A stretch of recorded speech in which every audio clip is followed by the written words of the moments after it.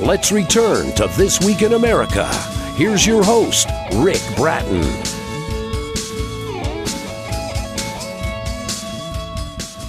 Welcome back, everybody. This Week in America, coast to coast. Thank you for joining us today. Clandestine, a classic book of poetry by Amy Ritchie, is being called a breath of fresh air that will leave you encouraged, hopeful, and refreshed. Life is a journey, and so often we go inward with the painful and difficult, and so it was for author Amy Ritchie. After her father's death, among others, she went inward and searched herself and her life for answers and healing from depression. Amy began to find peace and happiness as she processed and released the sadness that had initially consumed her. Amy realized that life is short and that she has to press on in order to have her dreams come true. She also realized she is blessed more than she ever would have thought possible. Amy says she loves coffee and being with her cat, and with so many friends and family, she says life is as rich as she ever thought it could be. And with her husband Jeremy, she says they are a fairy tale within a dream. And that is how Indiana author Amy Ritchie now sees her life. Amy has always been creative, began writing poetry more than 10 years ago. She also enjoys other hobbies, including other forms of writing, drawing, filming, reading, and playing video games. And Amy Ritchie, author of Clandestine, a classic book of poetry, joins us on This Week in America. Amy, welcome to the program. It's great to have you with us. Yes, thank you. It's great to be here. What an amazing story. What an amazing collection of poetry you put together to help so many people to get through those difficult times in their life. And I mentioned a lot of this started with what you had to deal with your father's passing. Talk a little bit about the motivation, the incentive that got you to the point where you decided to express yourself by writing poetry. Well, first of all, as a young girl, my father often encouraged me to be a writer. He really felt I had a lot of creativity and imagination, and he would just sit down with me and tell me to write stories. As I got older, writing became what I did as a daily thing. Before my father passed away, he made it his dying wish for me to become a published author. And when he had died, Clandestine became an outlet for processing that grief, and it also allowed me to heal. And it is helping so many other people, and that has to be sort of rewarding as you think about that. You've expressed yourself. This helped you get through this period, and also your father has to be quite pleased as well that you are a successful writer and helping other people by reaching out and sharing your story with them. Yes. It has been such an inspiring experience that Amy is going through. Clandestine, I wanted to say that correctly, Clandestine, a classic book of poetry by Amy Ritchie, is available at Amazon, wherever books are sold, and her website, Clandestine, a classic book of poetry.com. And we'll give you all that during the course of the program. Let's talk a little bit about your dad. And people go through losses like that, and really it's difficult to get through that period. Talk about the loss and the grief and how you dealt with that. Well, first of all, I was really just quite heartbroken because it was so sudden. When my father passed away, it was of a heart attack, and I didn't even get to say goodbye to him. And it felt like I had lost one of my best friends as well as my father. I wrote the book into 3 parts as I dealt with this because the inconsolable part was the beginning of my grief. And as I wrote that, I could just feel my heartache and my pain just start to heal. That's why I wrote the section, She Was Restored, is because after that, I began to heal even more. And then I wrote She Is Stardust, and that's when I realized at the end of the book I was recovering from the grief, and it's never going to fully go away.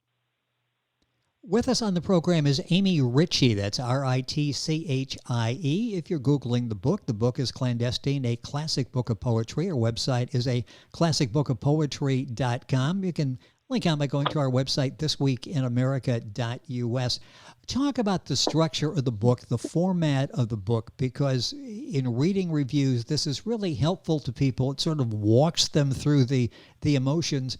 Talk about how you went about putting the book together. Well, in my book, everything you read about is true or it's happened in some way or another. I have experienced it through taste, sight, smell, through my emotions, through dreams, through memories, etc. For example, the poem "Cooked with Love" is based on a memory on how my mother used to have our home when I was younger, because she would make cooked meals, and that in its own way is part of the grieving process, because I would miss things from my childhood. The 3 different parts of the book also help people heal through that process. As they start their own grieving process, they get a feeling of comfort and they can relate to someone else. Yeah, give the titles of the 3 again. You mentioned them before, but that's so important because you sort of walk them through this process. What are the 3 parts? The first one is She Was Inconsolable, and again, that's because the grief, when you first start out, usually you're inconsolable, you have no words. Yes. The second one is She Is Restored, and as you begin to heal, you begin to feel like you're being restored. The third part is She Is Stardust, and that's because when we finally have healed or are close to our healing point, we are better than when we have started the whole process. How long did that 3-step process take you? How long to go through that from beginning to the point where you could go on with life and start enjoying life again?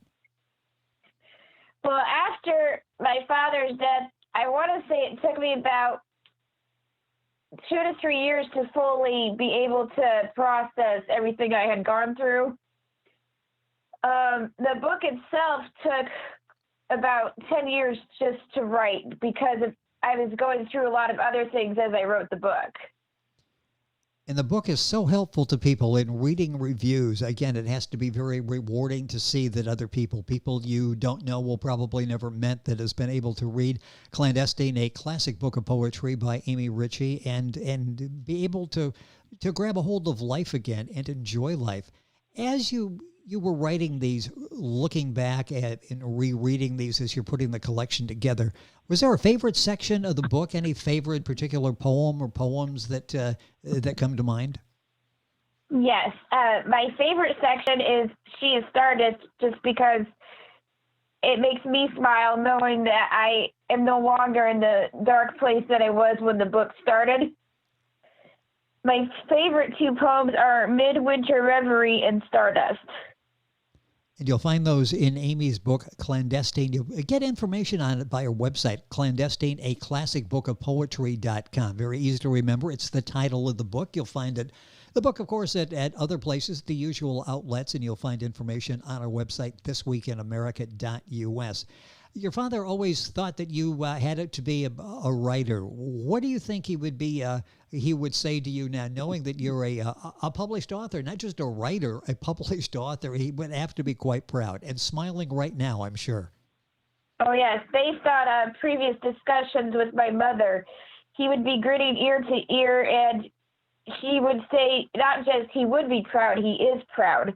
And she would also say he would be rereading the book daily next to his cup of coffee and telling everyone about it. It's such a great story. He had so much belief and confidence in you, and you're out there now and yes, helping other people. Talk about experience. You mentioned other things were going on in your life during the 10-year period as you were formulating the book Clandestine. Talk about what else you went through, loss, and if so, how writing this book, this process help you get through all of this. Well, while I was writing this, I lost my sister Ruth to cancer. It was intimal sarcoma, which replaced a whole wall of her heart and was in the process of replacing the mitral valve in her heart. This cancer is so rare that it accounts for 0.5% of all sarcomas.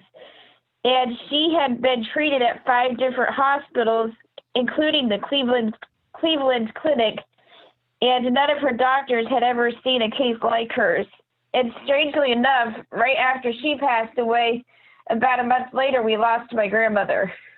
So you were going through a lot during this period, so much to, and I Yes. mentioned in the beginning what you went through and how you came out and really enjoying and embracing life today.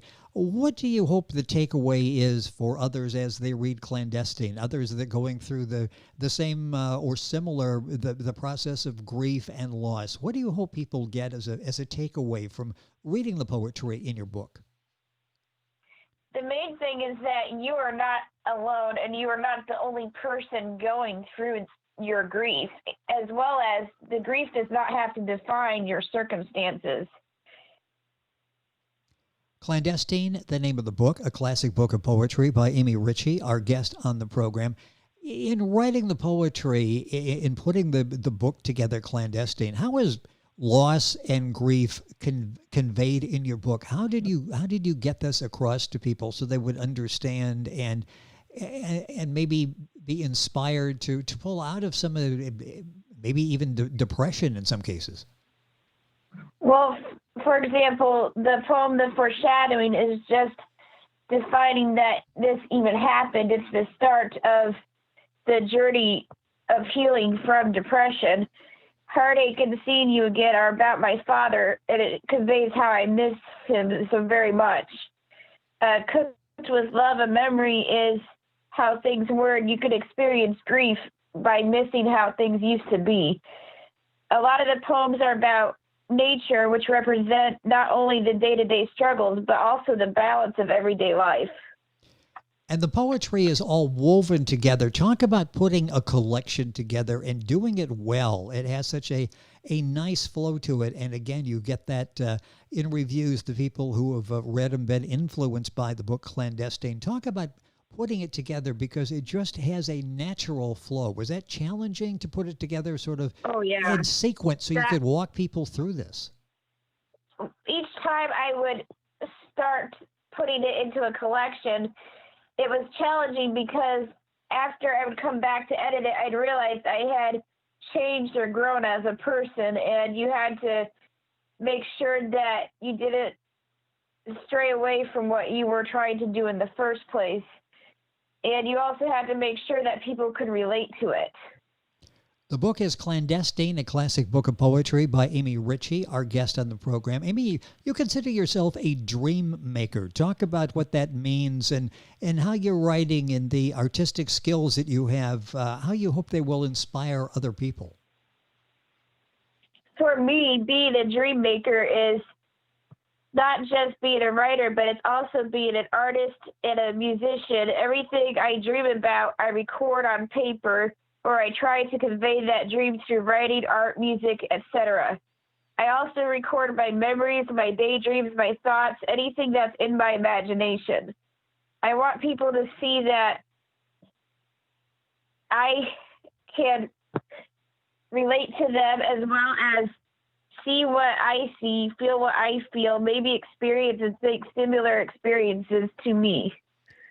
How important is that to sort of open yourself up and say, here's what here's what I went through.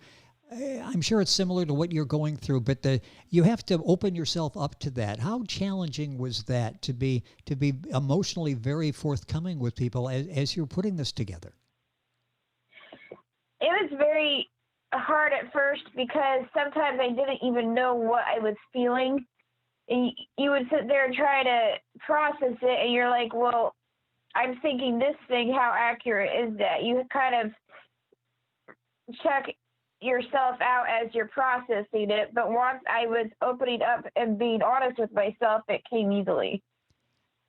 What has this book done for you? It's helped so many people. Did it help you? Was this almost therapeutic that you had to put your thoughts together? You had to sort of rationalize what you were thinking and where you wanted to go with your emotions. Was this therapeutic for you in writing this book? Yes, it not only helped me with my grieving process, but it made me realize through any grieving process that I will be able to heal from them. And it also made me realize I just plain like to be a writer. Well, it's interesting. I'm going to touch on it in a second, but I want to talk about another obstacle that you had to overcome. I understand you're dyslexic. Yes. dyslexic, and you're a writer. What talk about getting through that, because that's difficult. How challenging was that for you? Very challenging because I did not know I was dyslexic till I was 32. Interesting. And when I was writing the book, you would look at the page and the words would be moving or they would seem to rearrange themselves when you would write them down on paper. And sometimes you would just look at it, it was almost like you're reading another language. How has life changed since you found out at age 32 that you were dyslexic? What's it like now? Does it make it easier to fully understand what's happening? In some ways, it's easier because I use certain, like, for example, fonts on my computer that help me to read it better, or I can, if I start to get stressed out while I'm reading, I tell myself that it's the dyslexia, not me. With us on the program, Amy Ritchie, words of advice and so much information, not information, but thoughts that she's sharing in her book, Clandestine, a classic book of poetry that's touching so many people. I mentioned in the beginning that you're a writer, been interested in poetry for a number of years, but you're a writer, not just a poet. Talk about that, because I understand you're working on a book series. Yes, the Clandestine series is going to be a 10-book series about many of the grief processes that I have had to experience, and even some life experiences that I've had to process. And after the 10-book series, I'm going to have several other poetry books as well as novels that I'm writing. What is it like in writing? And you're really into this now. And again, you're doing so well. You've got a gift for this. And again, your father would be so proud. Do you work from, how do you put a book together? Do you have like this idea before you go in, or does it sort of evolve as you're putting a book together? It's kind of like having a dream. And when you go to tell someone about it, you see this dream. And as you start telling about it, it becomes reality. That's basically how it is with my writing. I start out with an idea, and then at the end of the process, it's turned into my dream that I tell people about. What has this been like for you to be able to take this message, to share it again, to get the very positive feedback, get the encouragement to keep on writing and write other forms of writing novels and that type of thing? What's it been like for you, this whole experience? In some ways, it's almost unreal because, you know, you grow up and you don't picture yourself doing something as wonderful as being a writer. And now you are, and you're touching so many people. It's just been an amazing story and great success with the book. Amy Ritchie, Ritchie. If you're going to Google, the book is Clandestine, a classic book of poetry. Her website is very simple to remember. It's the book, Clandestine, a classic book of poetry.com. Amy, it's been a pleasure to have you on the program. I really appreciate you being here, and best of luck as you're working on the series. Hopefully we'll be able to come back and talk about that as well. It's been so much fun. Time went by too quickly. Thank you for being with us on the program. And thank you for having me. It is our pleasure. Amy Ritchie, the book is Clandestine, a classic book of poetry. You'll find it all the basic bookstores. You go to Amazon, any of the places, go to our website, thisweekinamerica.us and link on, or you can go to our website, Clandestine, a classic book of poetry.com. You're listening to This Week in America, and we're back after these messages. This Week in America is online. You can visit our website, thisweekinamerica.us. Scott Pinkerton, associate producer of This Week in America. Jay Anderson, segment producer. Ben Watson, webmaster. Otto Bechet, director of engineering and TV production. This Week in America produced and is a trademark of Blue Funk Broadcasting, LLC. For information on all of our guests and to listen to this week's show, our website again at thisweekinamerica.us. And I'm Sean Bratton, executive producer of This Week in America.